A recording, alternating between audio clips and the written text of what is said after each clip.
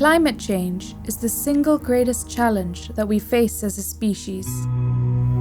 The clock is ticking. We must find solutions now. But the key to climate change is not up in the sky. It is on the surface of the Earth. And the surface of the Earth is 70% water. The key is the sea.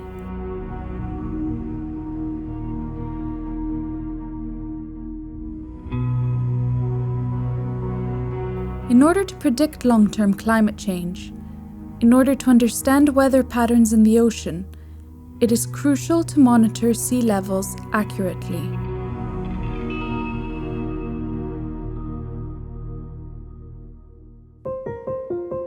The sea is a major instrument controlling climate change.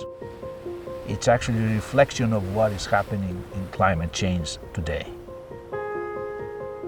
The increase in temperature is absorbed by the sea. At the moment, for example, we have 3.2 millimeters per year sea level rise. And people think that's minimal. But this has devastating effects over the coasts. We have sea water intruding into our fresh water. It destroys agriculture, animals, plants. Islands may be lost and people have to relocate. We have standards for the food we consume, standards for pollution. We don't have any standards for the climate at the moment. Altimetry is a technique to measure height from a satellite flying 1,000 kilometers above the Earth's surface with an accuracy of 1 centimeter.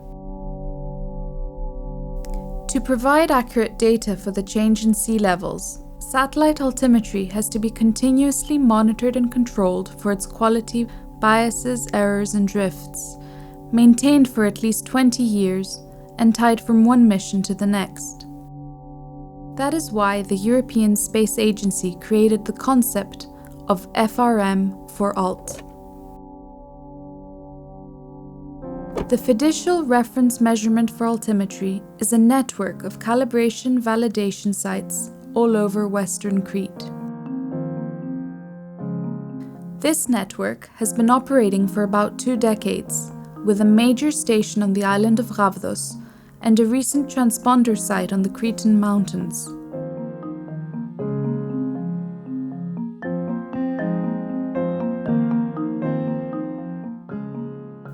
Western Crete has been identified by the European Space Agency as a unique location for calibrating satellites that measure sea level change.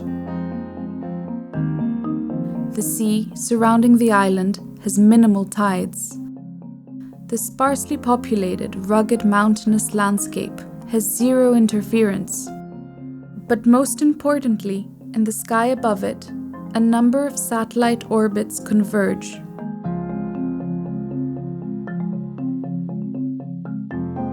We had to find a location where several satellites meet at the same point, because we can cross-calibrate each satellite with the next one using the same location, the same instrumentation, the same setting, which is very important. We have an ideal location in terms of satellite crossing on top of a mountain about 1,000 meters high. We have a very deep slope. We can separate the signal from the sea quite effectively here.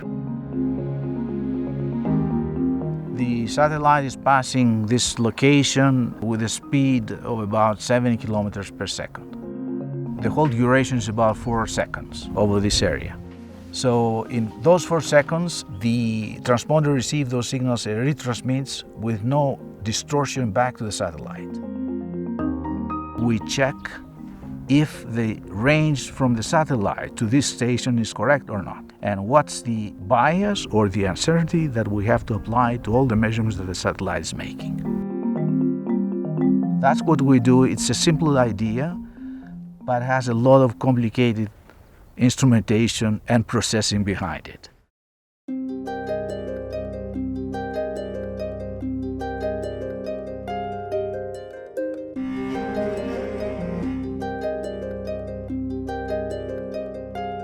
We have to make sure that the orbit is right. We have to know where the satellite lies when it started to transmit.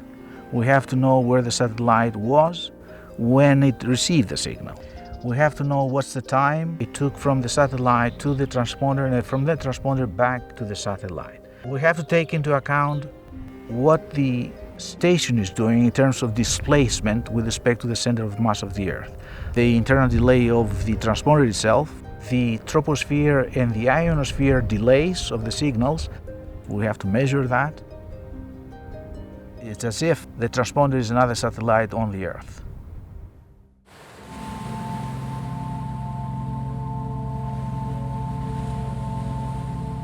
If we are to warn people about a disaster, we have to make sure that the numbers are right.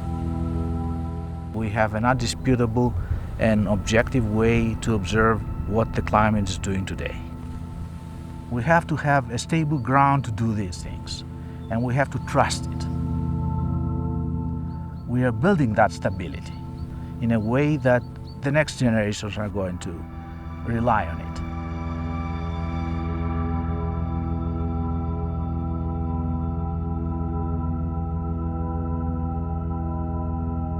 Climate change is a reality we all have to face. FRM for Alt provides us with the right tools to anticipate this change and prepare for it. SERAC continues the legacy.